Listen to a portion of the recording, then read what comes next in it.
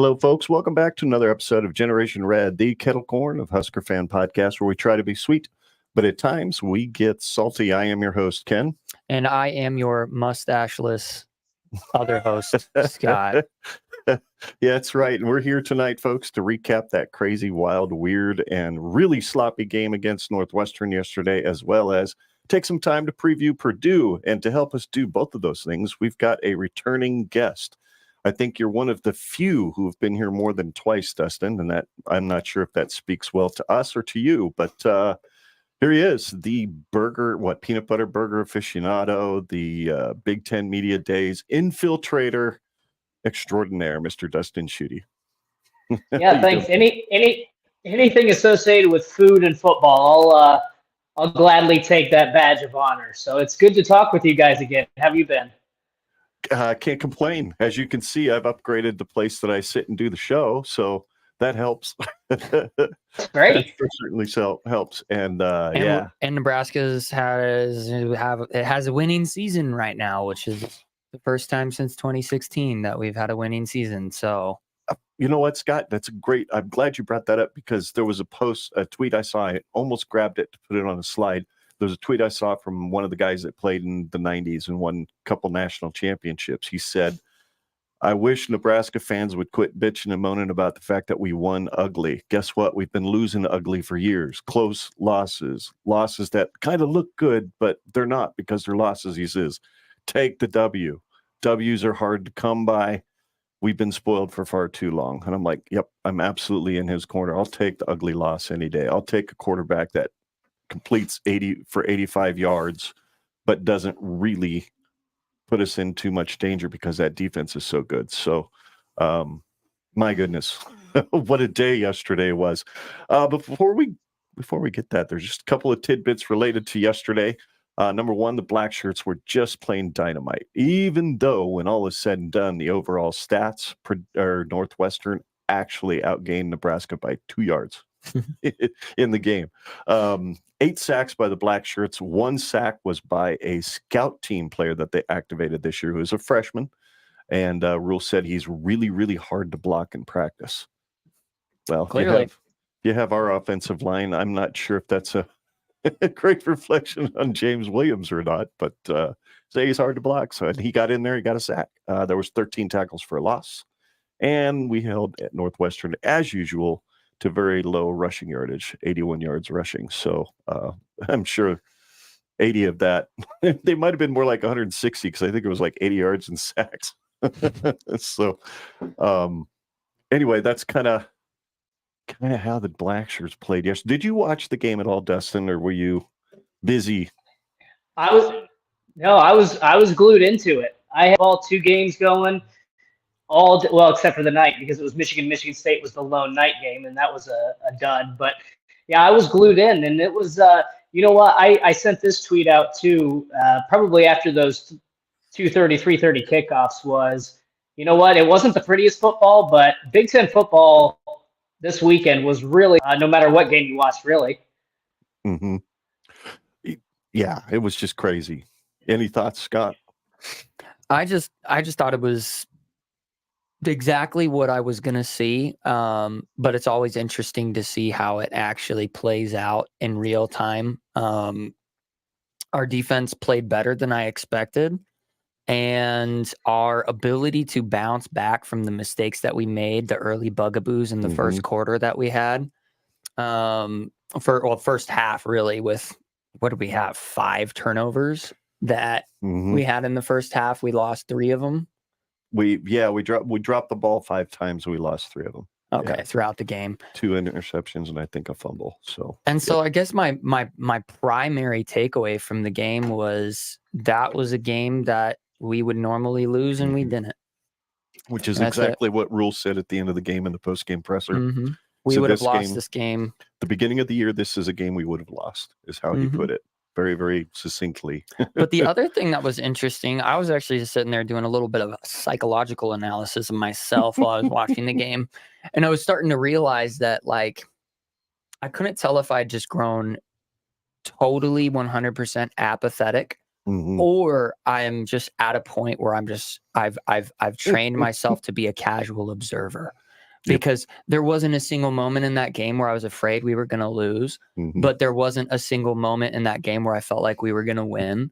I was just genuinely curious to see how it all played out. And for 2 weeks in a row now, I've had that feeling. And for 2 weeks in a row, I've walked away feeling like a winner, which is such a weird place to be that I haven't been in a very, very long time. So that was just my overall impression of the game was I didn't care.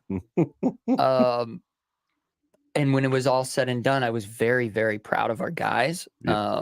They did everything they needed to do. And at the end of the day, we got a win against a team that we usually get in rock fights with. Yeah, it was a good game. It was a good game. I enjoyed it. Absolutely. Yes, it was. Well, got another slide here to take a look at before we actually cover the game. One that you posted up there, Shooty. Thank you for that. Nebraska football is undefeated in Smocktober. Do you get it? Do you guys get it? Yes, we do.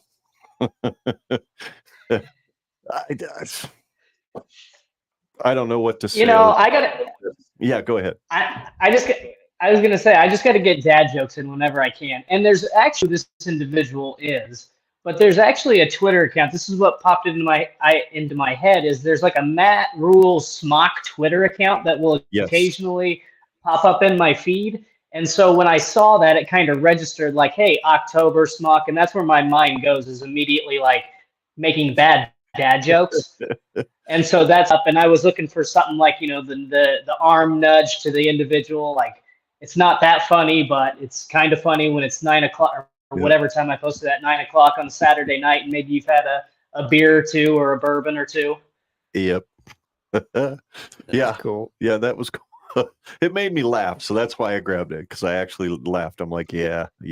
I figured, and that's why we get along so well, Dustin, is because dad jokes are like my love language. So right along with snarkasm. So, I like it. And then after the game, everybody, I rushed home. I had YouTube TV going on my phone, watching the volleyball match, which was one for the ages. I don't think, other than maybe the national championship game from a couple years ago, have seen such a great 5-set match between Wisconsin and Nebraska. But, only thing more badass than that, though, was John grabbing that hat from a fan and throwing it on his noggin. So, but when you beat the number one team in the country and you're hanging out with a bunch of students, hey, throw down, put that hat on, be a part of the bros. I think it's pretty cool. I thought it was pretty cool. It was a fun crowd to just look and see. I mean, it's just got to be it's such a fun time to be a Husker fan in the volleyball sense of things. I mean, for the last 20 years, it's just been non-stop dominance. And oh, man, last night was fun. I didn't get to watch all of it. I actually just watched the last little bit of it. And then today I watched highlights, and my goodness, it's such an exhilarating and adrenaline pumping sport in all reality. So, the athleticism that was on display. I mean, I think I saw somebody post, one of the Husker beat writers posted something to the effect of, Nebraska is the more athletic of the two teams, but the sheer power of Wisconsin, they're struggling to deal with in sets 2 and 3. Would they have 12 blocks in the second set and like 7 blocks in the third set? They were just, roofing every time we went up to spike the ball. So, and then they figured it out. They figured out how to play a little bit of small ball. And when there was openings, they put it to the floor, and then you win the match on a net violation. What a way to cap it off. I mean, that's some freaking nuts of steel to go, yeah, I'm going to use my very last green card because I think that chick's hair was in the net, or whatever. So any thoughts on it, Dustin? Did you watch the volleyball, didn't you? I saw you comment on it. I did. It was incredibly exciting. I mean, it just to see it was really cool to see everybody. Basically Memorial Stadium was a sellout, and then just an hour and a half, 2 hours later, you shift over to see the volleyball game sold out. And I mean, it was just a great weekend for you guys, right? To go 2-0 to knock off the top ranked team, to get a win against Northwestern, to get to 4. But that volleyball match was insane. And the funny part was, and I saw people put this out on Twitter too, because I had the exact same thought after he made that challenge. And I don't know who the woman was, an official or the scorekeeper or what she was, but you could see her eyes get really wide when the official made the call. Right. And to announce that Nebraska had won. But everybody I was like, am I the only one that noticed that? And 3 minutes later, everybody took a picture and said, this is when we knew we had won the match. And I thought that was really funny and a really cool moment. But that was, I mean, everything about yesterday, if you're a Nebraska fan, it was a good day. What a day. I don't know if it gets any better than that, right? It was a good day. I mean, I could have done without the 60-some-odd-year-old lady sitting in the stadium in the row behind me. I could have done without all the flirting. But I guess that's what I get for messing up a bunch of ligaments in my finger, and I can't get my wedding ring on anymore. So I need to go buy a silicone one, as the wife has so succinctly suggested several times. But I'm prideful. I want this swelling to go down so I can wear my real one. But oh well. Let's move on. Let's take a look at the actual game, shall we? There it is. Indeed. Oh, no, we've got a viewer poll first. Golly, I should know my own slides by now. That's the poll that's going right now, folks. It ends at 2 p.m., so you've got about 15 minutes to go out to that particular Twitter account and vote on who you think will score the first touchdown versus Purdue. If we score any, after the way that offense looked. But there you go. So game 7 recap. Northwestern was in town yesterday, 17-9. At one point it was 17-6. And I saw somebody tweet out, gee, I wonder if Rule's going to call an onside kick. And I had a little bit of PTSD for a moment there. I'm like, no, please don't. Use that defense to put your boot on their throat. Don't try an onside kick thinking you're going to anyway. So 17-9. There's the stats. Don't know if you can see them real clearly. There we go. Like I said, they beat us by 9 total yards of offense. 12 first downs to 14 for Nebraska. 2 turnovers, actually, for Nebraska. Those were both interceptions. We did put 3 fumbles on the ground, but recovered all 3. They had 1. So we were -1 in the turnover margin, which seems to be our lot in life. I don't know if that's going to change for a while.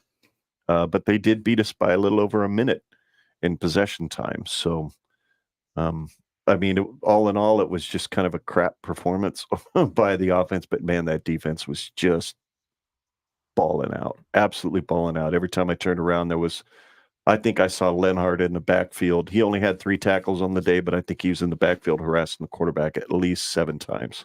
That number 11, true freshman. Unbelievable. He's going to be a great player if he doesn't end up hitting the portal and going somewhere that wants to pay him more. Yeah, when I look at these stats, I mean, this is exactly what the game felt like. It felt like Nebraska couldn't do anything in their passing game. It felt like while we were getting stuff going on the run, I mean, generally speaking, we were getting stuffed. And so we have a 4.2 yard per rush average, but that's kind of obscured by the fact that it was either feast or famine in a running game. The thing that I loved the most about this game was how not penalized Nebraska was. It felt like we were on the other side of that for once, where Northwestern were making all the big mental mistakes in the penalty area, that is. And so that felt really good. And I mean, just look at Northwestern's productivity. I mean, our defense did way more than I expected them to do. I felt like this was going to be one of those games where we can potentially see our defense falter and crack, because that was going into this game, my biggest critique of the defense was the dink and dunk crap that they've been letting go on all year long. The bend don't break mentality. And I don't mind a bend don't break, but my goodness, you gotta at least not let them get to the red zone with that. In this game, they showed up. The biggest thing that I thought was a Tony White, what we're going to see in a Tony White defense here on out was the last 4 plays of the game were just all out blitzes. Mm-hmm. There was no prevent defense. There was no conservative play calling. No, you're going to have to earn this. If you want to win this game, you're going to have to earn it from us. And that coincides with my last observation of the game, which was that our guys looked like they weren't going to lose. They didn't have this. I don't know. I mean, obviously they're wearing helmets and you can't really tell what the players are thinking, but there was always this manifestation of a losing mentality that you could just pick up on and through our squads in the past. In the past few weeks, I haven't seen that. And so that's the biggest thing is they didn't give up. Our defense did exactly what I wanted them to do to prove themselves to me, because up to this point, I'd been very, very skeptical of our defense, and I still will probably remain skeptical of our defense. But this game really proved to me that this is a defense that has a high ceiling. Yep. I'll admit that they have a high ceiling. Absolutely, no doubt about it. Dustin, you have any thoughts on the stats there? Does anything jump out at you? I mean, I think, what did they finish with? 13 tackles for loss to go along with the 8 sacks that you talked about earlier. I don't know if there was anything statistically that kind of stood out to me.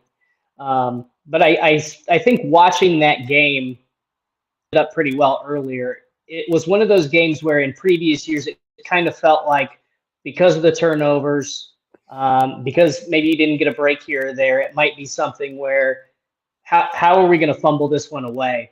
And instead of that being the case, like I think Matt Rule talks about playing complementary football, and I don't think that's just what you get on this has a mentality of, it's like that mentality. You don't, even if the offense is going to make a mistake, we feel like if we're the defense, we're going to go out and be able to make a play and put ourselves in a good position. Their special teams has improved quite a bit. And I think the funny thing that stood out to me about the last 2 games I've watched, if you go back to the Illinois game and then the Northwestern, everybody in Nebraska, and I know this now after covering it for so long, everybody wants you to run the damn ball, right? And potentially 2 game-changing plays were in the Illinois game when they got that goal line stop, and Heinrich Haarberg, I don't know who made the play, but threw a deep pass to really get the first drive going for Nebraska. And then what did they do? They hit Malachi Coleman for a deep pass for a touchdown in the second half against Northwestern. And so I think it shows that you know, this is a team that's going to do what it takes to win. They're not going to play overly conservative. Like, they're going to play conservative because I think that's their strength, but they are going to take some chances. It's a week basis. They're playing more to win the game and not to not lose. Yes, and sir. I think that winning those games against Illinois and Northwestern, those are the types of games you have to win to take gradual steps to getting the program back to where it wants to be. So I think that more than any of the statistics, more than anything else, those are some of my from this game against Northwestern. But you go back a couple weeks to the Illinois game too. I look at these stats and it strikes me as very reminiscent of close losses that Nebraska has had the last few years, where they beat the other team in time of possession by a few minutes. They have more first downs. They have, ultimately a few more yards, but they just made the crucial mistakes at the wrong time, or the other team hit a big play on them and scored, something like that. So instead, Nebraska was on the positive side of that ledger. And I think that speaks to, we all hate the C word, right? The culture that's changing. And I think it is. I think, Rule, like we said earlier, Rule said it in said it in his post game in early September. This is a game that we probably lose. Yeah. But he said that the teams flipped. They flipped a switch. That Sunday night practice after Michigan, they flipped a switch. It seems to be different. Certainly enjoyable. This is basically just going to pile on top of everything that we've said. But yeah, I'd say that my biggest takeaway from the stats is, if I were to look at this as a casual onlooker, not watching the game, in Christmas past, I look at this game, I'm like, yeah, Nebraska lost that game. Yeah. Like, just look at the stat. You think Nebraska won that game with those stat lines? Yep. No, they're even. Even means Nebraska loses. Generally, yeah. If it's a coin flip, that coin has a piece of lead tape on the other side of it, and it's going to land on the other side every time. Yep. So it's just it's nice. I'm never gonna take. I don't think I'm ever gonna take a win, for granted again. ever again. Well, yeah. There's your individual performances, the leaders of the game. Of course, as you can tell, I'm grabbing screenshots from ESPN because it's easy that way.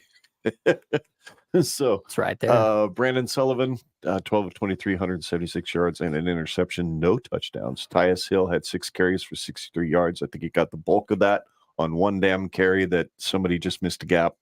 And then Kurtz had 3 receptions for 96 yards. Nebraska, 8 of 17 for 85 yards, a TD and 2 interceptions is not a great day for Heinrich Haarberg. I'll have a slide talking about that later and retweeted of some of the people that are screaming and crying about Haarberg not being the guy and that we want to go back to Sims. And then Emmett Johnson was the starter, surprisingly. Anthony Grant came in that 3rd spot. He dropped 2 spots down on the depth chart over the last 2 weeks, but he saw some significant time in the game, which was good.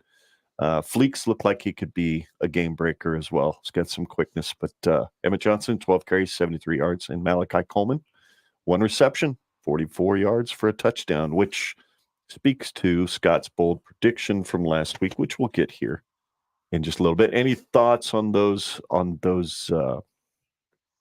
We'll start with you, Dustin. So something you're going to talk about later because you mentioned it, so I don't want to step on your toes too much here. But I think, again, I don't necessarily look at the stat line as much as I think when you looked at Twitter after a couple, a botched snap, a missed handoff, interceptions, a lot of people were calling for Heinrich Haarberg to be pulled out of that game. And I don't know that the previous regime did this at all, but I think it's very important that when you have your guy or somebody you think can win, it's important to stay with that guy. And I think that Scott Frost did that too with Adrian Martinez. You don't usually pull that guy. You want to allow him to be confident. And I think it's just mindset where even though you're struggling, I never feel like he takes the previous play with him, whether it's good, bad, or indifferent. I feel like it's every play is its own individual, not to sound too PJ Flecky here, because I know that nobody's going to like that, but each play is like its own season, right? It's its own standalone thing. And I feel like that they do have that. I know that sometimes it can be frustrating, it can be ugly, but I think that Matt Rhule is trying to instill a lot of confidence in these guys. And the fact that Heinrich can go out there, make a mistake here and there and not have the fear of getting yanked, I think is I think that's a really good thing, as frustrating as it might sometimes. I think that's really important to keep him on the field if you think he's going to be the guy. Any thoughts, Scott? No, I completely agree with that. I mean, you can't expect somebody to go in there with a no matter what happens, I'm going to do my best, when they have that lingering fear that as soon as they make a mistake, they're going to get sat on the bench. I think quarterbacks generally are always going to get a lot more grace because they do everything. A running back, carry the damn ball. If you drop the ball, that's your only job. Hold on to the ball. Wide receiver, if they make mistakes, if it's a 50-50 jump ball and you give up halfway in the air and the defender comes down with it, you're not going to get that. You're not going to get that opportunity again for a while, because we can't have people in a game that play like that.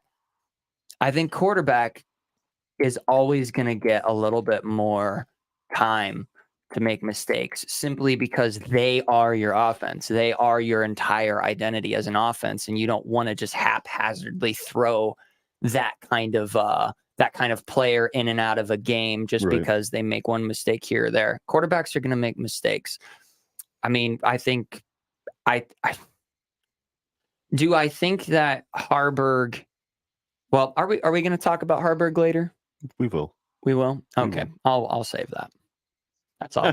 We will. It might relate to the slide that I've got up for the 3 tweeted segment later. So, and there's some specific information about quarterback that was brought up by a former player who would probably know a little something about why or why not you pull a quarterback in and out of a game.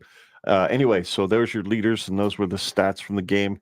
Our players of the game, Scott, you picked the guys on the offense. I'll just go over the guys for Northwestern. I picked Brandon Sullivan simply because he doubled up Haarberg on his passing yards. But even so, Nebraska's pass defense was pretty dang salty the other day. I mean, they did hold him to just over 50%. And other than a couple of big pass plays, that would have been well under that number. So, and then Xander Mueller, the guy that you had for a player to watch last week, Scott, was everywhere. He was 9 tackles, 6 of them by himself, but he didn't get any sacks. He didn't get any tackles for loss, but he made the tackles when they came near him. So he was filling in and space. then your guys, the guys you picked there, Scott, for Nebraska. Well, of course, I got Malachi Coleman because if he doesn't use his elite speed to break away from that defender, and Heinrich, for whatever reason, just spoke to the football gods and decided to actually throw an accurate pass. He had the wind behind him too. That helped. Yeah, I mean, Malachi Coleman is the only reason why we win this game by a comfortable difference. I mean, Northwestern was going to have to go all the way down the field, score a touchdown, and convert a 2-point conversion to stay in the game. If Malachi Coleman doesn't get that touchdown, I don't know if we win that game, because Northwestern has way less weight on their shoulders.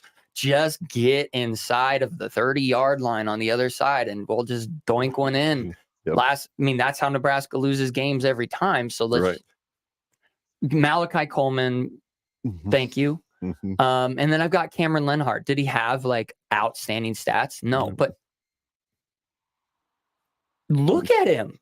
He is a freshman. That is a man amongst bullies. Yep. He is an absolute unit of a guy.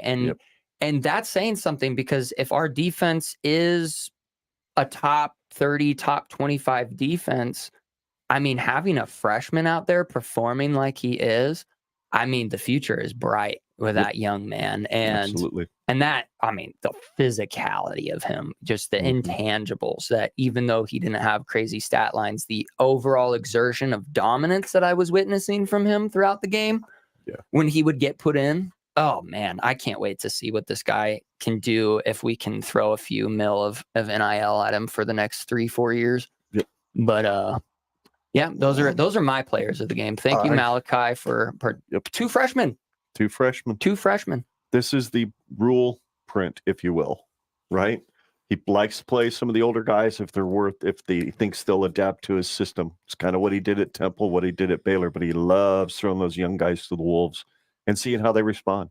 Best developments out there when the bullets are flying. And by God, Malachi's answered the call his first week officially as a starter, answered the call, got the big play down the field, which, interesting tidbit, Matt Rule mentioned that in the post-game press conference too. He said something to the fact, he goes, you guys know me. I'm not a dramatics guy. I'm not going to point at people or point at this, that, or the other when something big happens. He said, but when Malachi caught that touchdown pass, he said, I did turn around and I pointed up into the box where Dr. Tom Osborne sits. He said, because that pass was on a belly option fake, and they'd been running the belly option 2 or 3 times during the game. And Osborne had told him during the week, you want to put in a pass play, because if you've got somebody that can take the top off, he's going to beat the defense. He's going to get behind him because those safeties are going to cheat up. And Malachi's the guy. And Malachi's the guy to do 4.3 40. I mean, didn't he run a 4.2 or something like that? Like he ran something that was absurdly fast. I don't remember if it was his. Yeah, I don't remember if it was electronic or handheld. It was his 100-yard. It was his 100-meter dash. Something. It was world-class. It was like under 10 seconds yards or something. So, but anyway, there you go. I don't know if you had any players that stuck out to you when you were watching the game, Dustin. I didn't ask you for players of the game from Northwestern. I apologize, but I'll default to you guys on that one. I thought from Northwestern, I thought Bryce Kurtz did some good things. Probably kept them in the ball game. So that's probably the only thing I can really add on that front. That's good. Sounds good. All right. Now the bold prediction results. These were the bold predictions we made last week. Dustin, I predicted that we would win 30-9. and that Tristan Alvano would make 3 field goals, with one of them being over 45 yards. Well, I got Northwestern's point total correctly, and Alvano did kick a 47-yard field goal. So I was kind of like 2/3 right or something like that. Yep. And then Scott. I predicted that there was going to be a very important 50-plus yard. It didn't have to be a touchdown. It just needed to be a 50-plus yard play by somebody who had not seen any meaningful snaps or had any statistical significance to them at all. So like a walk-on or a freshman or somebody. Right. And almost basically saw that with Malachi's 44 yards. So I was 6 yards short from being dead on my prediction. Mm-hmm. Well, probably 6 yards into the end zone when he caught that, right? So that you can count that. There you go. There we go. We could go with technicalities. Yeah, absolutely. There you go. There we go. Technically speaking, he caught that at the back of the end zone, so it was a 50-yard play. Yes. Yeah, we'll go with that. Okay, so you did hit it, Scott. You did hit it. There we go. I will Dustin. allow it. I will allow it. Absolutely. So just trying to help when I can. Yeah, there you go. There you go. We've pretty much wrapped up the Northwestern game. So let's move on and let's talk about the game that Dustin really cares about, which is the one when his team comes into Lincoln. Please do not hold it against Dustin that he is a Purdue fan. He's a good dude, and we kind of like him. So let him be. Don't go mad at him on Twitter. Not everybody can be perfect. Yeah, not everybody can be perfect. And I'm telling you, Dustin, one of the prettiest football venues I've ever been to besides Memorial Stadium is Ross-Ade. That place is cool. I was there in 2013 would have been the first year 2013. Yeah, it was pretty cool. Pretty cool. $5 got me in the door. Yeah, that does not surprise me. 2013. I actually think first to your point about Ross-Ade, they've made some upgrades that I think it looks better now. It was in one time in pretty bad shape, but the best time to go was like right about now when the leaves are changing. You get a nice, pretty backdrop of West Lafayette. But I think I had tickets to that 2013 game, and I lived about an hour and a half away. And I was like, because that was the Darrell Hazel regime, and nothing was going right. It wasn't just losing; they were getting blown out just about every week. And I think that was the case. I think Nebraska won that game pretty handily too. So it was. Don't regret missing that one. It was 49-0 with like 5 minutes to go in the fourth quarter, and Tommy Armstrong making his first start as a redshirt freshman. Threw a pick six for his 4th interception of the game. So, yeah, that ended the shutout. But I think that year ended up costing Hazel his job. I mean, wasn't Brom hired like the next season? Hazel would have been fired in 2016. Yeah, I thought Brom started a year before Frost. Okay. Yeah, so I remember Brom starting a year before Frost. He lasted 2-3 more seasons for some God only knows reason. Okay. Well, Purdue's previous athletic director was pretty. He was pretty cheap when it came to spending, so that would have been why he was around for a little while.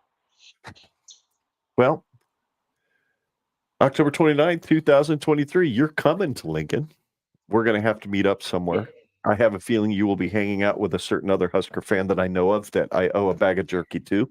So if you happen to be tailgating with that person, I will make sure we get to meet up and maybe slide you a free bag of pipeline jerky as well. So good stuff. Sounds delicious. Yeah, you got to try the pipeline jerky. It's the real deal. I am a jerky snob. Mm-hmm. And so I was preparing mentally to pretend like I liked pipeline, so I didn't like stick my neck out there and be like, this is just really great jerky, even though it tastes like every other jerky brand. No, it totally different. It has its own personality to it, and it's really good. Yep. So you'll have to try some. Yep. Peppercorn beef and honey barbecue pork are the 2 varieties, and they're both. Yeah. I'm not sure which I like better. They're really so good in their own right. So good. So anyway, there we go. That's our national stat rankings for offense between Nebraska and Purdue. Not a whole lot of difference, really. I mean, there's some better on offense. Purdue's a little bit better nationally, other than rushing. And that's, of course, Nebraska's strong suit on defense. So they're going to have to throw the ball, which is kind of sort of a weakness of ours, even though once you get inside the 20, it's pretty much toast. You're not getting into the end zone. So, but there you go. Nebraska Purdue at 371 total yards per game is 85th in the country in yards per game and 7th in the Big Ten, whereas Nebraska at 329 yards is 107th in the country and 8th in the Big Ten. Total rushing yards, 974 yards a game has Purdue ranked 3rd or 8th in the conference and 78th in the country. 1,625 passing yards has them ranked 4th in the conference and 56th in the country. 23 points per game is 100th in the country and 7th in the conference, and then 17 sacks allowed by their offensive line as them ranked 95th in the country and 12th in the conference. Nebraska's not a whole lot better. They're not allowing near as many sacks. I was kind of surprised. I thought the sack numbers would be a little higher, but they're not. But it's, total passing yards. If you can't loosen somebody up a little bit by being able to chuck the ball a bit, we're just never going to get out of that bottom side of the conference. So 1,366 rushing yards for Nebraska has them ranked 26th in the country, 3rd in the conference. Surprised me there that Rutgers had a hell of a day rushing the ball yesterday. So, and I think Michigan's 2nd. 936 passing yards. 128th in the country. Hey, at least we're 5 above the bottom. That works. And 12th in the conference. 18.7 points per game is a grand total of 121st in the country, 13th in the conference. It's just not fun. 14 sacks has us ranked 88th in the country and then 10th in the conference in sacks allowed. So I don't know. If there's a stat that Purdue needs to capitalize on offense, I think it's pretty obvious. They've got to be able to throw the ball, right? Yeah, and I think what is very concerning to me as a Purdue fan watching Nebraska's defense just eat Northwestern alive and play well against Illinois and some of the other games they played, particularly early in the season, is Purdue's offensive line has struggled just about with everybody. And so I have a feeling that Hudson Card is going to probably be throwing off of his back foot a lot. They've had to play the last couple games without Tyrone Tracy, who has been kind of a gadget guy for them. If he's not in the lineup, then that's one less weapon that Purdue's going to have to try to counter Nebraska's attack. I don't know. I think Purdue's going to have to, but when they've been forced to do that, and especially with the way Nebraska, they just continue to get momentum on their defensive line, and the linebackers are playing extremely well. I think that Hudson Card's going to have a nightmare outing. He had a nightmare day against Ohio State, and I think that this Nebraska defense, I don't know that it's as good as Ohio State, but it's probably borderline on the terms of getting pressure. And I think that there's just going to be a lot of off-balance plays. Purdue's, the one thing that's nice is they've had 2 weeks. They're coming off of a bye, so maybe you're able to tweak some things offensively to get the ball out of his hand a little bit quicker, try to get some guys in space. But if it looks like it did against Ohio State and the offensive line is basically giving a clear path to the quarterback, it's going to be a long day. I love that you said that because it confirms that is a good feeling that I have too, because that's basically what I was that was my take. Hudson Card is going to be he's going to be the catalyst of your offense, make or break. Either he finds a way to get out of trouble with that bad offensive line that you guys have. I'm glad that we're not the only ones struggling with this. Hudson Card is going to have to he's going to have to do some player of the game moves, and he's going to have to be a really, really scrappy game manager. Because clearly he's able to put up yards, but it's all, if I haven't watched every Purdue game, correct me if I'm wrong, but it's all been mostly maybe once in a while he gets a clean pocket and he's able to just kind of lob one down with accuracy, but most of the time it's he's making mobile decisions. and finding guys in open field as he needs to. Is that a correct observation? I've only watched like 2 or 3 Purdue games. He has to hold the ball an awfully long time. He has to scramble. He was constantly on the move against Iowa. He was constantly on the move against Ohio State. Those are pretty good defenses, but your offensive line has to be able to hold up.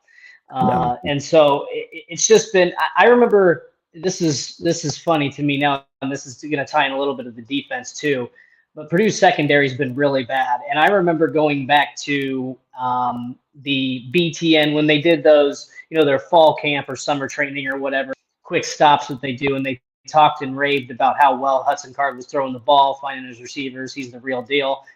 And I'm pretty sure it was only because the secondary was so bad. Because he has not looked, and I'm not saying he's a bad quarterback. He needs time, and I think the offensive line needs time. I think he has potential, but when I would compare it to Adrian Martinez, right? I hate to keep bringing that up, but you saw what his potential was, but when you're constantly on the run and the offensive line doesn't give you much time to work with, you just can't throw the ball accurately. You can't find your receivers. You try to have to make something out of nothing. And I feel like at least over the last couple of weeks, that's what Hudson Card's had to do to Nebraska's defensive line and their linebackers. I think that's what he's going to have to try to do again, try to make chicken you-know-what, or chicken salad out of chicken you-know-what. It's all right, dude. You can drop the S-bomb around here. I'm not censoring anything, and it doesn't hurt my feelings. And most of the people who watch us don't care. They're probably half hammered by now. Anyway, so perfect.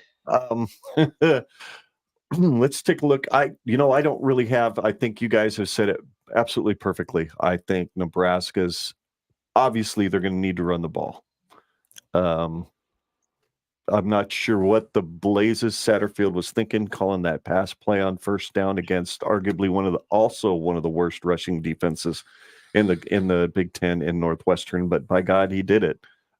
It just was a curious game plan for me. I did start the hashtag Fire Sat deal yesterday, purely out of emotion.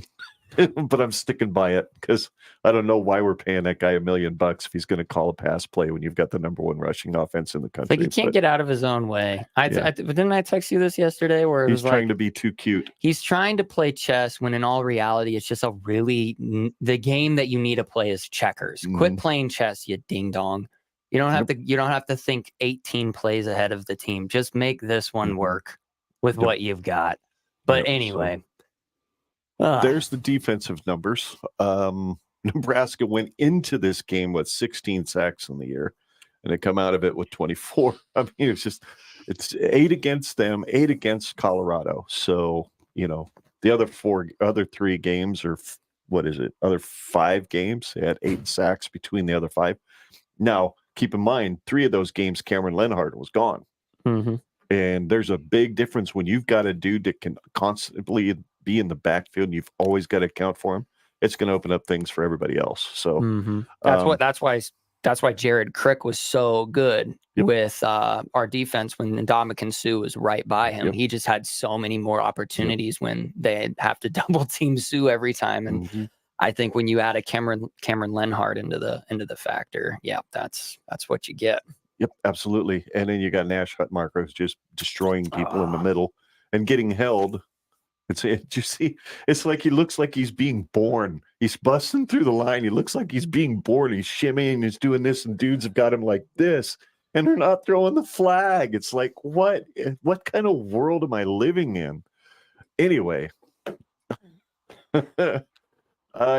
defense. Yeah, we're pretty even in what the passing yards that both teams have given up. We're pretty even in many ways across the board. So we'll just go through these numbers here real quick. Purdue has the 5th ranked conference, or 5th in the conference and 21st in the country in total yards per game at 395. They are 5th in the conference and 2nd in the country in total rushing yards given up. Or no, that's Nebraska. That's Nebraska. My bad. I'm getting the wrong one. See, I'm trying to give you more than you deserve there, Dustin. We'll start over. 13th in the conference and 93rd in the country in yards per game at 395. 13th in the conference and 96th in the country at total rushing yards given up at 1,075.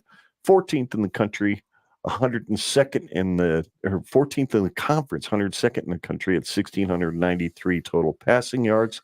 I didn't get much sleep last night. I apologize, folks.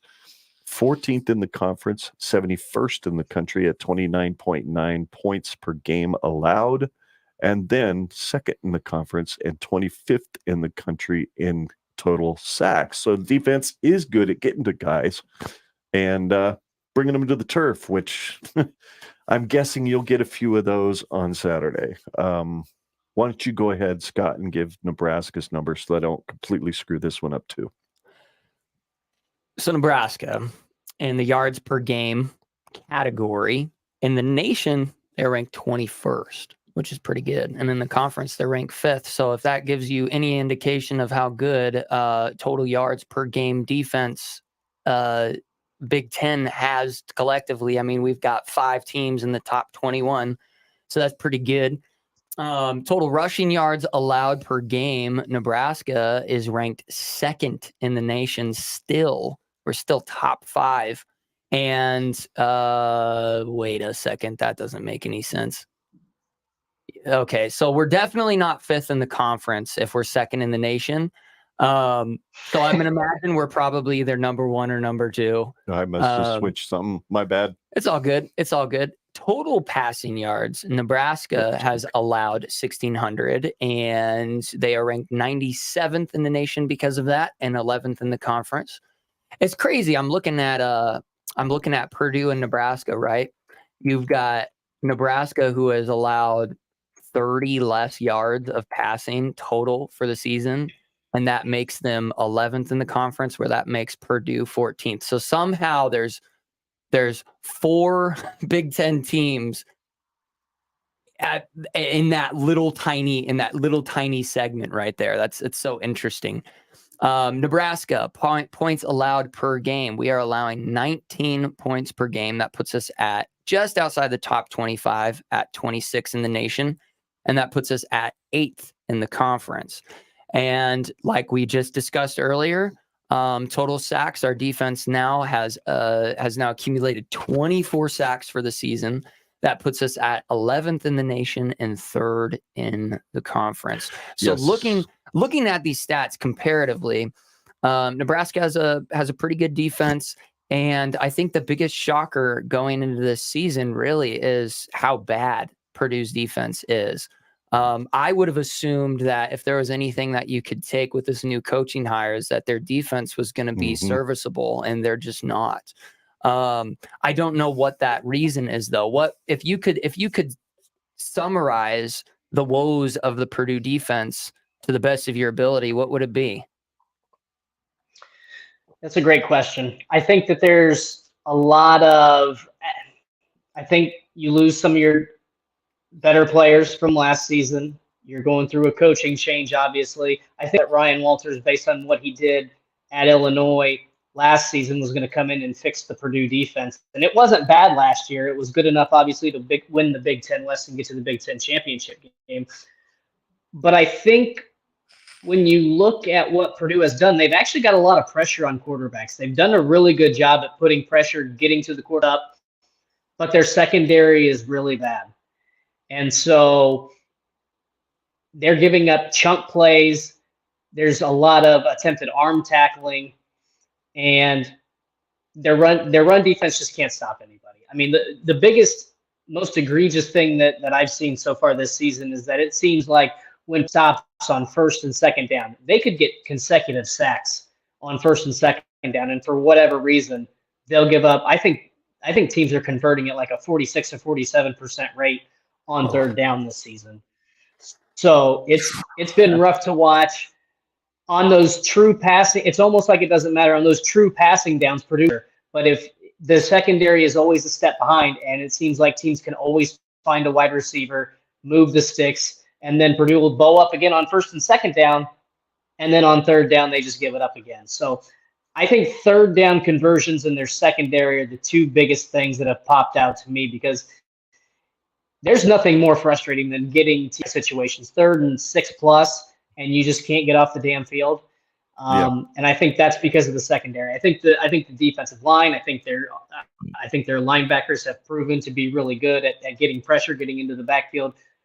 But it's just their secondary is not good. too young, whatever the case might be. I don't know, but they've got adjustments there. Yeah, I understand. Just to clarify that one rushing stat for Nebraska on defense, it is second in the conference and fifth in the country. I transposed the two, so my apologies there. But yeah, I think you're right, Dustin. You know what? That's a stat I probably need to start adding to these rankings, is third down percentage given up by the defense, as well as third down percentage converted by that the can say a by lot the about a offenses. defense. As well. How good the offenses are at converting on third down would tell a lot of tale as well. It's just, I'm good at trying to minimize my work and maximize all the crap I can throw up on the screen. So I guess I need to get better at it. But anyway, those are the defensive stat rankings. So let's take a look at Dustin. I asked you to give a couple of players to watch for Purdue. So why don't you go on ahead and share your reasoning why? And there you go. Those are their season stats so far. Yeah, I mean, Deion Burks has been sensational since basically the start of the season. He's the kind of guy that, as I mentioned, I think that Graham Harrell and hopefully the Purdue staff is going to try to scheme for a little bit more, especially depending on what Tyrone Tracy's availability is. He's a guy that can turn a 4-yard play into a 75-yard touchdown. And so I think Purdue needs to get the ball to him as much as possible because they don't have a lot of weapons offensively. Again, with Tracy hurt, they've got TJ Sheffield. They've got some other receivers. Ramon Yassin has done some good things for the Purdue, but they don't really have that. They don't really have that second guy that can step up. And so teams are starting on Burks. If they can get him the ball, I like their chances, especially because he can move it, down the field in chunk plays for them. So we'll see if he gets targeted a lot in that game. Hopefully he does, because he's probably the most explosive player. I don't want to say on the field, but he's definitely Purdue's most explosive player. And then Kadrian Jenkins, the linebacker, phenomenal year. He leads the team in sacks. He's up near the top of the Big Ten. He's got 5 sacks this season. He's played really well. He's just been a monster for them. And then I'm going to throw out another guy too that I completely forgot, who I probably would have mentioned had I thought. No, I didn't know. Freshman Dylan Thieneman has played really well. He's got 3 interceptions. A nice surprise for the Purdue defense. I talked about how poorly the secondary has played. If there's a diamond in the rough and a reason to think that that unit can get better moving forward, it's because of the way he's played. He might be Purdue's top tackler, which isn't what you want out of a defensive back, safety type player, obviously. But the fact that he can make plays gets those 2 guys, I think, are going to be key on the defensive side for Purdue. All right. Good stuff. I can't say that I don't agree. I'd be curious to see how Hudson Card manages with all the pressure he's going to be seeing as well. So, and then, of course, that Purdue secondary is a lot of the reason I chose for Nebraska player to watch on offense is Malachi Coleman. Has a knack. Obviously, he's shown the ability to get downfield. He just hasn't gotten too many targets. And as you said, if they struggle on third down as much as they do, I like guys like Fedoni and Coleman to make some big plays on third down. So that's my player to watch on offense, and my player to watch on defense is just Nasty Nash, the nut smasher, as some people like to call him. Good nickname. I think he had 1.5 yesterday, maybe 2.5. He's got 4 tackles for loss on the year, 26 total tackles, 7 of them solo. So he's, I think, ranked 3rd on the team in tackles, which is just amazing to have only 26 tackles just over halfway through the season. And he's 3rd on the team because there's a lot of damn dudes out there tackling people. It's pretty cool to see how much depth is being built by Tony White right now, which is another point I'd like to make. And the fact that Tony White has just as many young players that he's working with every single week and teaching them how to run his defense, as Marcus Satterfield has teaching his offense too. And White is excelling. Satterfield? I yet to see the anything. Results are pretty obvious that he's not. But that's just me. Maybe it takes a little longer to learn that playbook than it does White's playbook.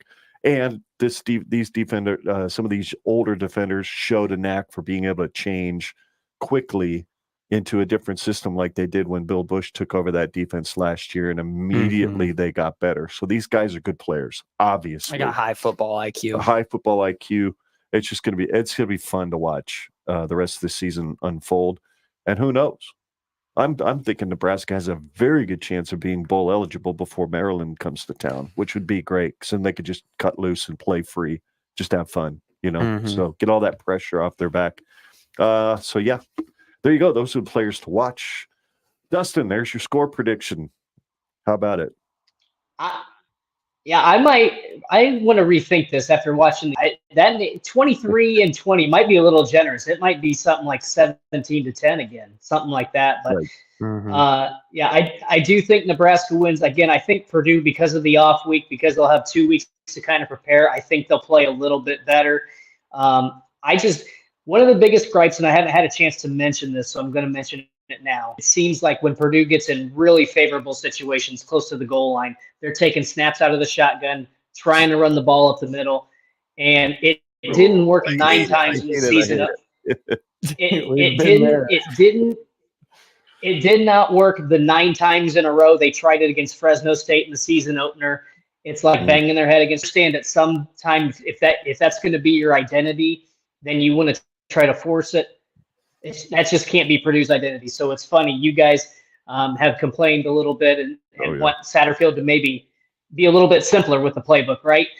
Yep. Purdue's got to be crafty if they're going to try to score. They can't try to run against this Nebraska front. If they get into the red run in there, they're going to have to be creative. They're going to have to dial up some trick plays, some misdirection, send some guys in motion. They're going to have to do something creative, because if they are inside the 5-yard line and I have to watch them run 4 times again into that brick wall defense, I might be escorted out of Memorial Stadium.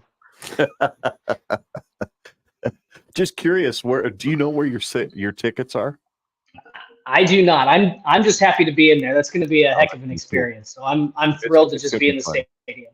If you happen to be in South Stadium, that's awesome, because that's where we'll be sitting. So it's big though, so it might not. I'll be wearing red. It's a big place. Yeah. So, Scott, you have Elise. Yeah, there you go. Yep. Scott's prediction. And I think that the majority of those points are actually scored on defense. That's my, I would say, a secondary bold prediction. I haven't gotten to my first one, but my secondary bold prediction is that the majority of the points scored this Saturday are going to be as a direct result of the defense. I don't necessarily see it being all pick sixes or fumble sixes or whatever. But I mean, we saw it with the Northwestern game. We've seen it with Purdue. The field position that both Nebraska and Purdue have given up from mistakes, it's just going to be a recipe for an odd game. Yep. It's going to be a very odd game. And there's going to be weird opportunities. That's why I picked 19. I mean, the likelihood that Nebraska finds themselves in a situation where they can get a safety is very likely. So I could go either way. I think the score could probably go either way. The thing that I'm going to look out for the most in this game, with a Hudson Card being as scrappy as he is, and with your weapons that you guys have in your wide receiver core and whatnot, can Nebraska do it again? They prevented the dink and dunk crap that I've been seeing all season. This game against Northwestern, they seem to lock it down. Can they do it again? Yep. I don't know. Let's see. Good point. I'm going to assume no until I see it twice, until I see it 3 times, until I see a pattern. Really, let's just assume that old ways are just going to creep back up, and Nebraska is going to start allowing Hudson Card to find those 5, 6, 8-yard dink and dunk passes and just keep drives alive. Because that's been our weakness of our defense all the way up until Northwestern. So that's my prediction. Nebraska wins 19-17. So Dustin's got us winning 23-20. You've got 19-17. I've got us winning 16-10. I think that's a pretty safe score. Just because I don't think we're going to put more than 7 points on the board on offense. And then maybe some turnovers deep in the territory, and we kick 3 field goals. And then I think we give up a pick 6 this week. I do. I think Haarberg gives up a pick 6. Oh yeah. Defense, but probably that linebacker Dustin is probably who's going to pick it off too. Yeah. God knows the secondary can't. Right? Or that safety you were talking about. Yeah. That one that you So mentioned later. So 16-10. Nebraska's defense only gives up 3 points. So those are the score predictions. Let's move on to the old bold prediction. Dustin, you have an interesting one. Not surprising. This is not so much a Purdue bold prediction as I think it's probably more Nebraska in the terms of I saw what happened in the Illinois game. I saw what happened and had trouble. And I think in the Northwestern game, they were able to fall on a lot of those balls that were dropped and put on the ground. Right. I think because Purdue can get in the backfield pretty quickly, I think that they're going to be able to force some turnovers. So I could see a couple fumbles for Purdue that they recover, an interception. I don't know about a pick six, but I think that they'll get 3 turnovers. Now, the problem is, can Purdue do anything with it? That's where I think the trouble comes in. Yeah. Because, again, these past couple games, Illinois and Northwestern are sticking out to me the most, probably because they're the most recent. But even though Nebraska's turned the ball over, that defense answers the call just about every time. So they gave up 7 to Illinois despite a couple turnovers, 9 to Northwestern despite a couple turnovers. My guess is you'll see something pretty similar. If Purdue can do something with those, then we're talking about a completely different game. But I think Purdue's going to force, quote unquote, 3 turnovers.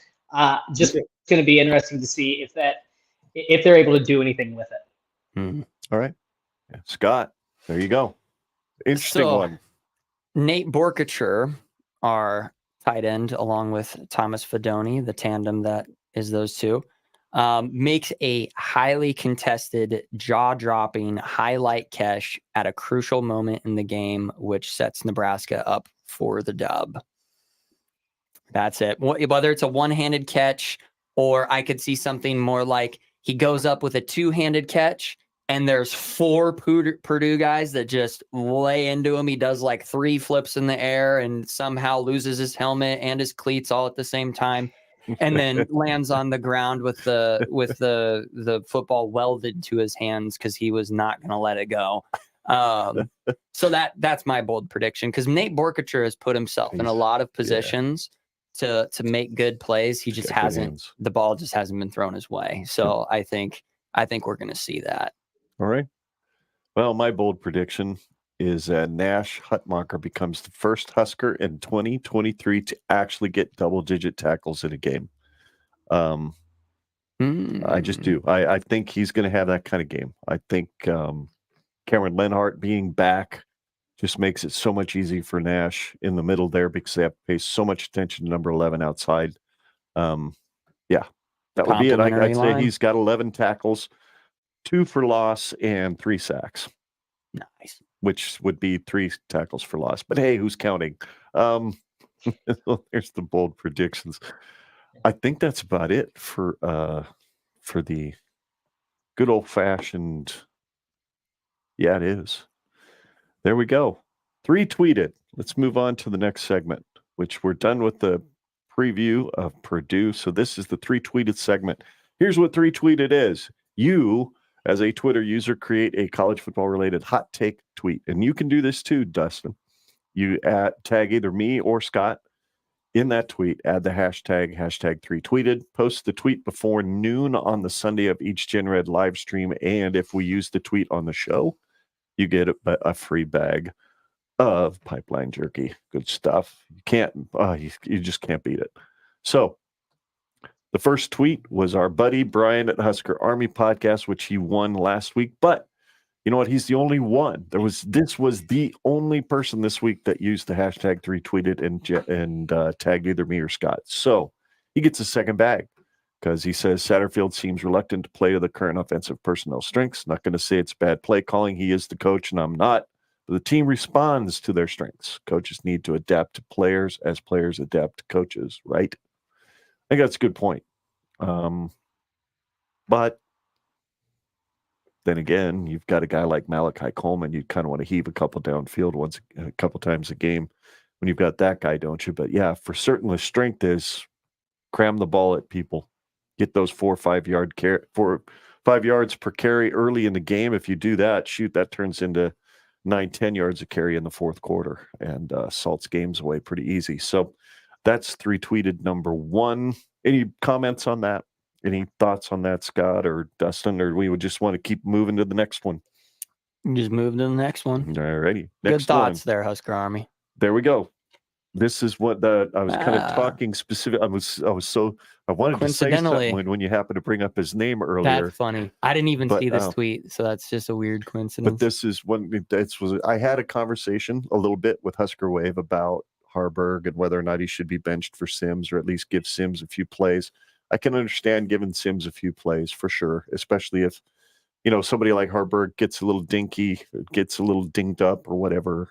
I can see that, but he's been named officially the starter now, and there's no reason to yank that right back away from him. So, and Crick makes a good point. Zero guarantee any other QB wins those games. He's going to be fine.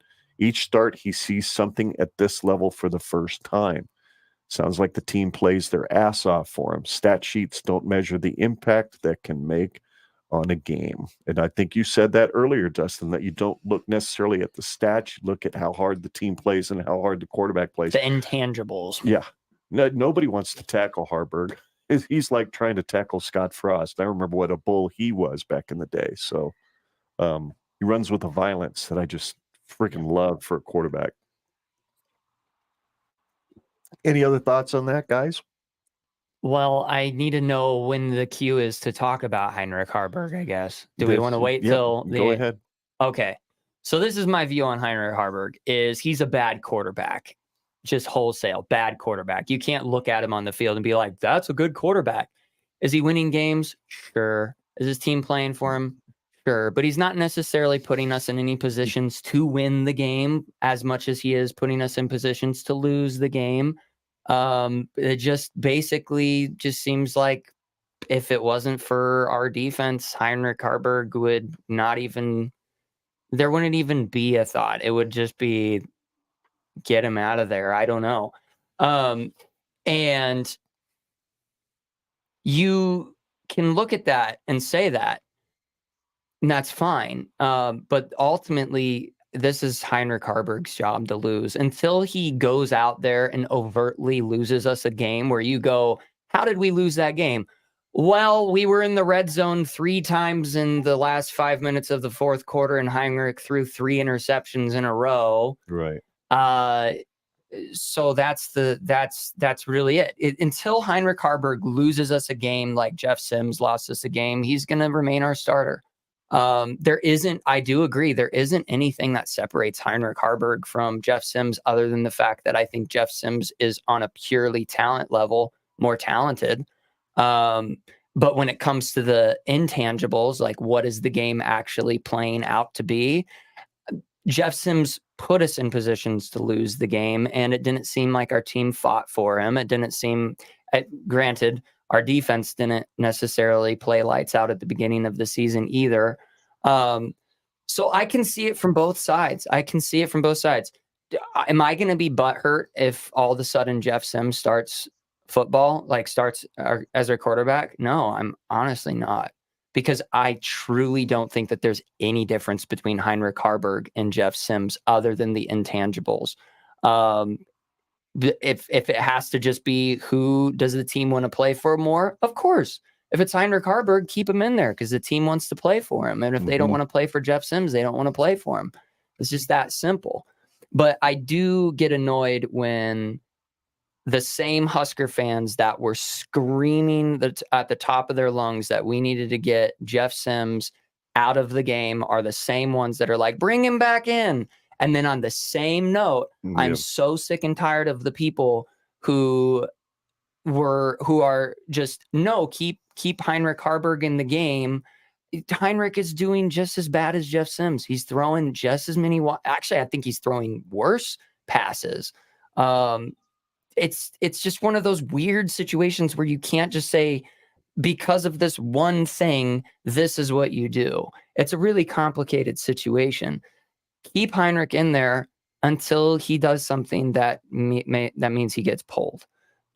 And I think it's more likely than not that we see that happen this season. I think there's a very good chance we see Heinrich have an egregiously bad game, and there's nothing we can do but put another quarterback in there and see what happens again. Who's that quarterback though? Is that Jeff Sims or is that Chuba Purdy? I don't care. That's They all the suck. question. I That's don't the care. Question. That's the thing. I'm I not going to don't say really care. I disagree that Heinrich's a bad quarterback. I don't think he's a bad quarterback. I just think he's a bad passer. I don't think he's as talented. He doesn't have the arm talent that Jeff Sims does, but he has the ability to manage a game. And you got, one of those interceptions from yesterday. If Fedoni does what he's supposed to do and catches the freaking ball, it doesn't happen. The first interception was just bad. It was a bad play call. He threw the ball late. That was just a bad decision. He should have probably pulled it down and ran. But I'm not going to say he's a bad quarterback. I disagree with you on that, but I don't. What makes him a good quarterback? He's not. I didn't say he was a good quarterback either. I said he's a quarterback. He's not a bad one though. He runs our offense. What would make him an average quarterback? What would make him? What about his tangibles, his stats that makes him a good, or not a good quarterback? A quarterback that isn't bad. Because when you look at him, you can look at the eye test, you can look at the stats, you can look at everything that you can possibly look back in a quarterback and go, is he a good quarterback if our defense is half as good as they are right now? Well, it doesn't have anything to do with the defense. It has everything. It does. No, it doesn't. It's complementary football. It's complementary football. You have to play the hand you're dealt, and like it or not, the hand that Heinrich Haarberg is dealt is the fact that there are 4 wide receivers that were supposed to be on the field more than the wide receivers that are on the field now, and they're gone. Yeah, and you could take that same context and put it at Jeff Sims. You also have 2 guys that were supposed to be very beneficial in the backfield who are not playing either. One of them that was supposed to be really dynamic at catching the ball out of the backfield, and Ramir Johnson, that would have easily made Heinrich and Marcus Haarberg's Washington job and Isaiah Garcia Castaneda. Yep. We've lost tons of weapons, but that still doesn't change just the overall fact that we have a bad quarterback. You can't honestly sit here and tell me that not having more talent around him that was better, that had moved up the depth chart, that were there, that were going to be starters, you cannot tell me that has not impacted his play, because it has. Guys aren't getting as open. I'm not saying it doesn't. I'm just saying you've got Kemp it doesn't down, matter. So. You are dealt the hand that you are dealt, and you're going to do with it the best that you can. It still doesn't change the fact that he's the quarterback, and it still doesn't change the fact that the coaches trust him. Doesn't change the fact that the team plays for him. Doesn't change the fact that he's fucking 4-1. I know. In spite of how I'm just looking at it from an objective standpoint. He's 4-1. Jeff Sims fumbled and threw more interceptions than Haarberg has done in 5 games. He did that in 2. I don't think you take. I could look at 80% of the quarterbacks in the league right now, and I would pick all of them over Heinrich Haarberg every time because of what they can do. But we don't have the other quarterbacks in the league. We have who we have. I know, and that's why I'm saying, from just an objective standpoint, if you compare him to the grand schema, I'm not offering a solution. I'm just saying we need to stop looking at this as there is a zero-sum good and bad. It's like there's good and there's bad, and then there's the overall grand picture of it. Like the bigger picture. Is Heinrich Haarberg a good quarterback? No, he is not. He's winning us games. He's doing things that are manageable and whatnot. But if he didn't have a defense that was supporting him to such a degree, I mean, this would be an absolute dumpster fire. This would be historically bad quarterback play, because at least I don't think it'd be any better if Jeff Sims were still playing, to be honest with you. That's the thing. You can't say, like, this is the hard part, is it's like there's always what about? There's this whataboutism. I hate whataboutisms. I'm looking at it as it is. What I see from my eye test, the stats and everything. I get it. People need to defend Heinrich Haarberg. I will defend him. It's like, does he deserve to stay our starter? Sure. But is he walking a very, very thin line at any given moment? The whole team is. Yes, and I'm not. I think we're agreeing on almost everything. It's just I'm just not going to call him a bad quarterback.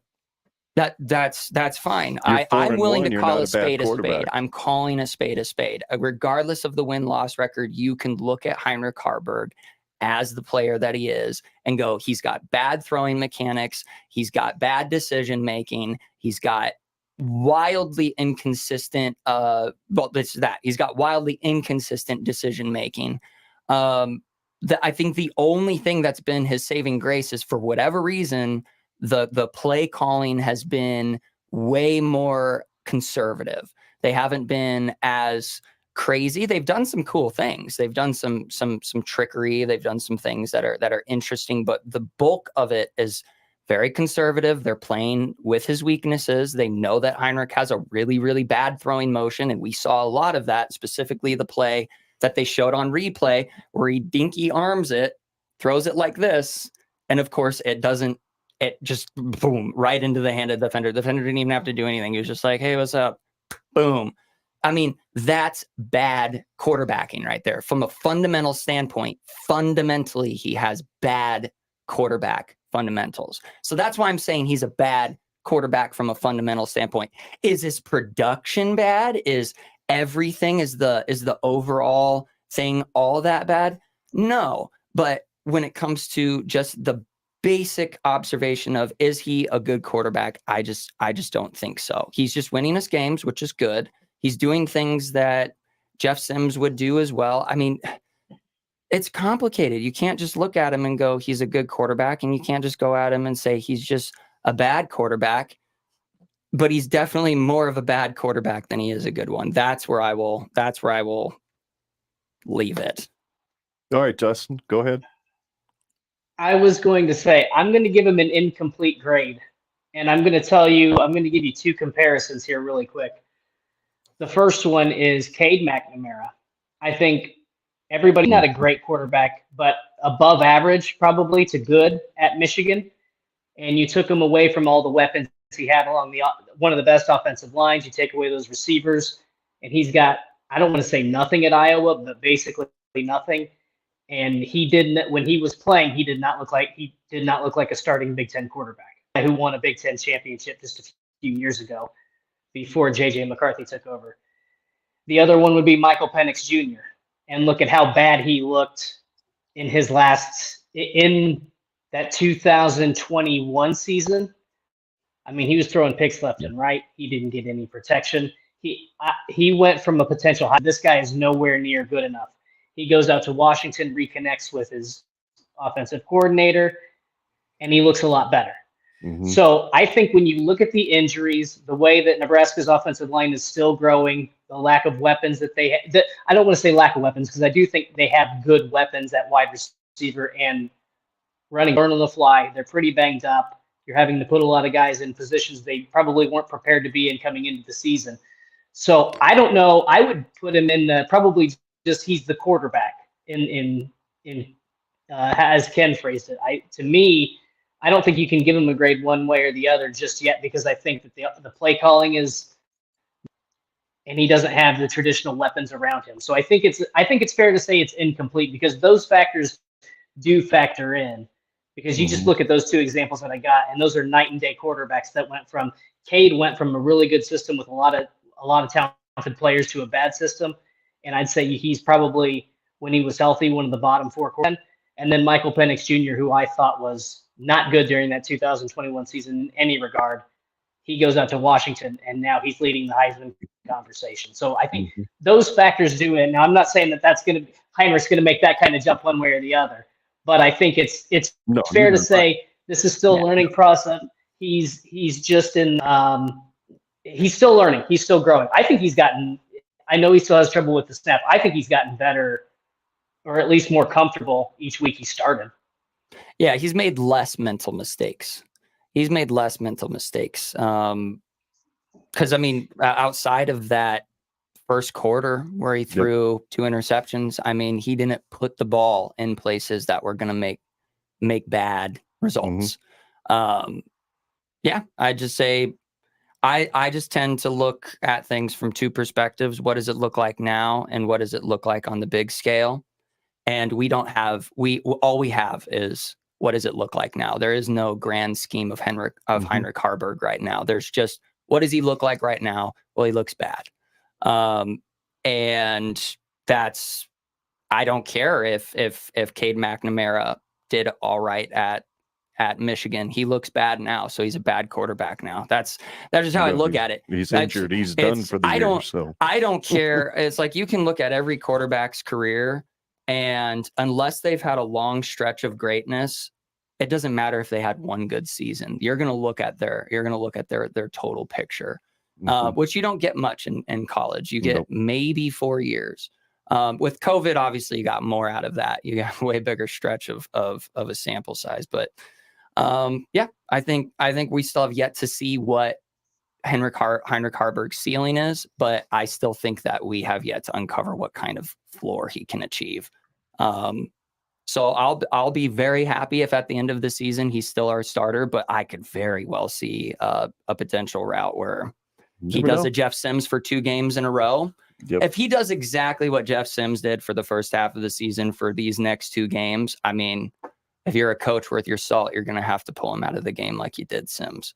But yeah, that's all just hypothetical. So, but I appreciate that perspective. Yep. Just for a little bit of perspective, granted, it's completely different offenses, but back in the day, Tommy Frazier is regarded arguably as the best quarterback in our Husker football history. And he wasn't even a 50% passer. So you don't have to have great mechanics or be a really, really good passer to be successful at quarterback at Nebraska, especially if we're going to be run heavy. As long as we get rid of Satterfield. I completely agree with you. His mechanics need work. No ifs, ands, or buts. And I'm sure it's getting work. It's just a matter of he's going to need a whole repping it. So anyway, that's our last one. I mentioned that earlier. Matt Rule pointed up to the seats of former coach Tom Osborne after Haarberg to Coleman TD pass in the 4th quarter. He had told Rule that if Nebraska used the belly option run, it had to install that belly option pass. First time it was called, 44-yard touchdown. Good move, Rule. Good move. And I shared that slide for one reason, namely that there are some people I've heard out there who produce content say something to the effect of, Tom Osborne needs to like die so that he quits screwing with Nebraska's football program. So just want to throw that out there. That's why I included that slide. So yes, it's definitely my own bias. And no, Mitch Sherman, you're not getting any damn jerky because you didn't put hashtag 3-tweeted or tag me in your tweet. So be better, Mitch. Be better. And that was a great discussion, by the way. I appreciate your perspective, Scott. I may disagree with it, but I appreciate your perspective. Next live stream. Looks like we're getting down to the end, boys. Getting down to the end. And I know you need to go, Dustin. So next live stream is 29th, 2023, October 29th, 3:30 p.m. Central Time. We'll be back at 3:30. Watch it live right here on YouTube or on our Facebook page or on Twitter if you don't want to interact with us live. It'll be a lot of fun. Hopefully, we will be talking about a win. That would be nice. And hopefully, Haarberg holds on to the football a little bit better. I need to take a second here and show the results of the poll. There they are. 50% of the folks, 50.4%, as a matter of fact, say that Heinrich Haarberg will be the one to score our first touchdown. I'm not sure if any of those 4 guys will do it. I wonder if it isn't going to be a pick 6 or something, but so I'm just don't have a whole lot of confidence in Marcus Satterfield's game planning at this point. So, but there you go. Very well. That is it. That covers us for the week. We are done. Whew.